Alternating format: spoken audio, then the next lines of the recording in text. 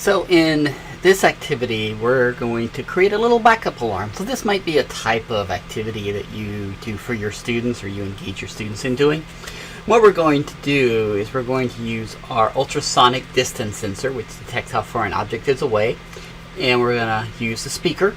And what we're going to try to do is create a backup alarm so that the closer that I get to my ultrasonic sensor, the alarm's going to beat faster or beat at a different pitch.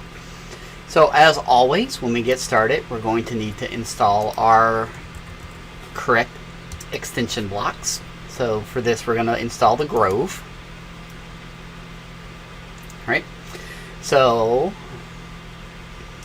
there they go. And so I should get a block here shortly for my Grove extensions. Perfect. Now what I want to do is I'm going to create a couple of variables to get us started. I'm going to create a variable and I'm going to call it max distance.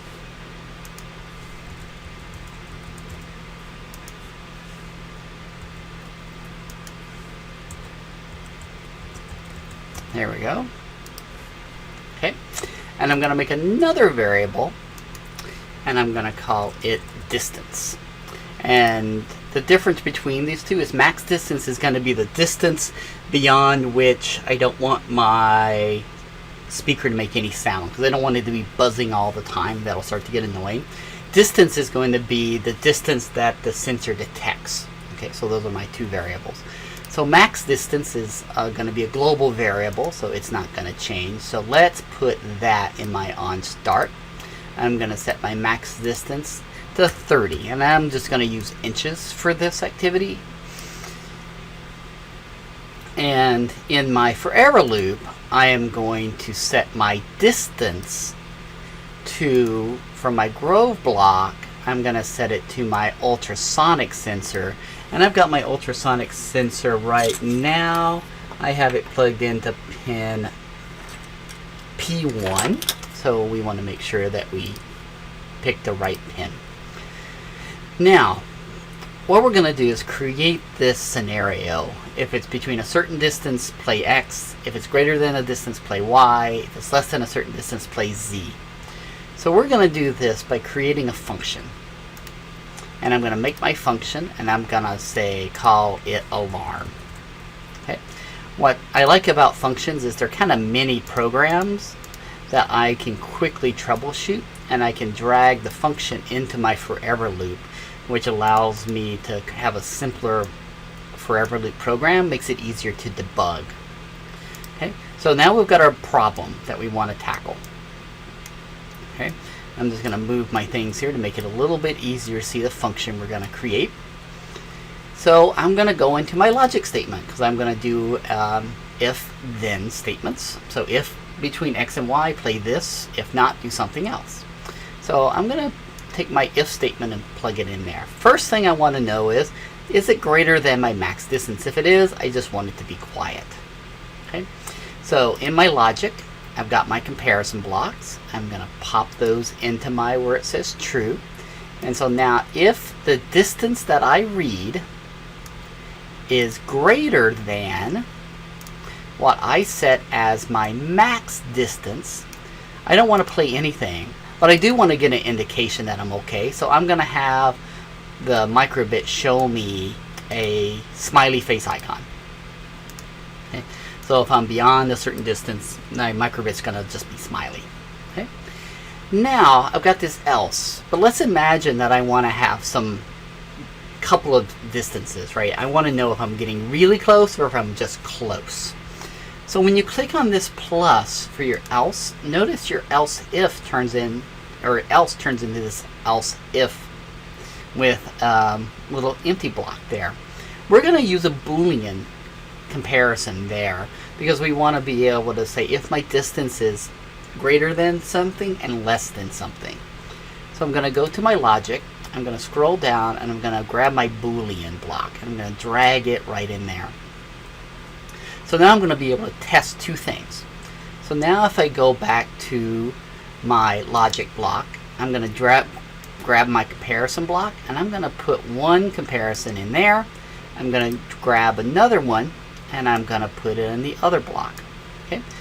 So now I can do a pretty easy comparison. So now let's say if my distance is greater than, let's say, 10,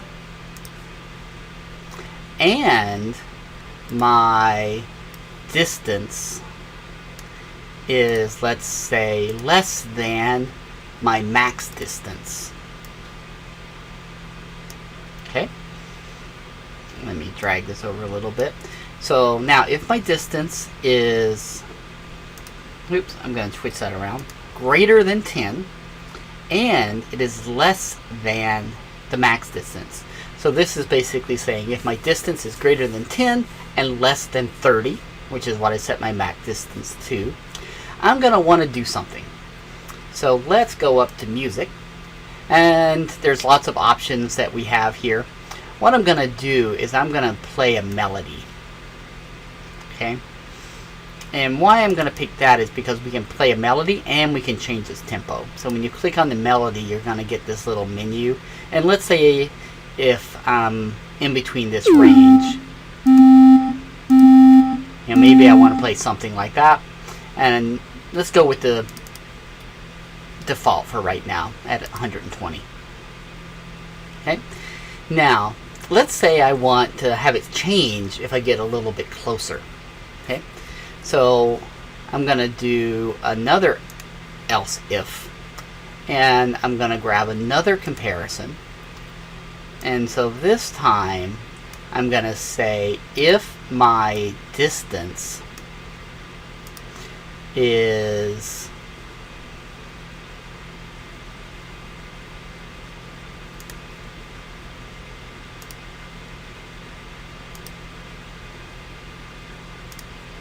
between, let's say, 5 and 10. Okay, so let me grab my logic. I'm going to do a Boolean statement here again. Okay, so now if my distance is greater than 5 and I need another comparison statement, and my distance, let's say, is less than 10. Okay, let's play another melody. Okay, so this time I'm going to, let's say, play somewhere up here, and I'm going to make my beats a little faster. Okay, and then you can play it to hear what it sounds like. Okay, so now if it's now, our last one is else if it does step 1, play this, then exit. If it's these conditions aren't true, play this. Okay, now if none of these conditions are true, I have one left.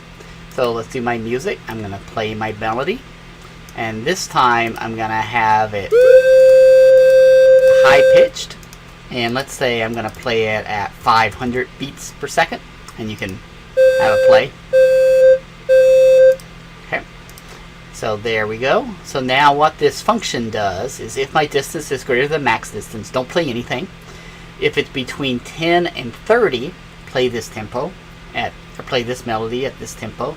If it's between 5 and 10, play this one. If it's less than 5, play my high-pitched one. Okay.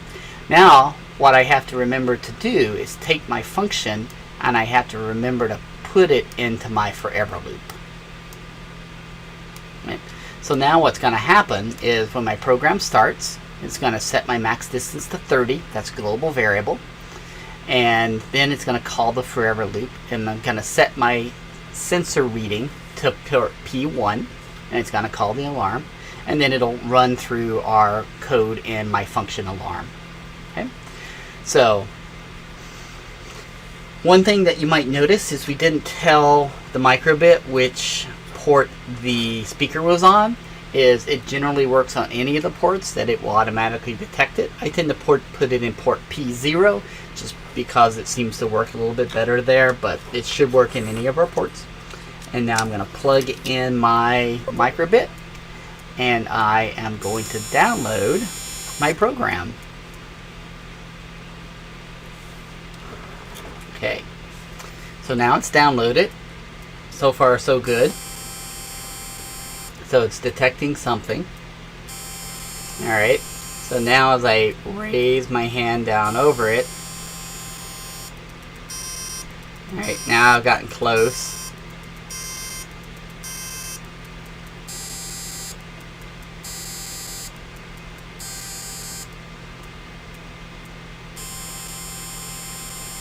Alright. And so now we have a distance alarm.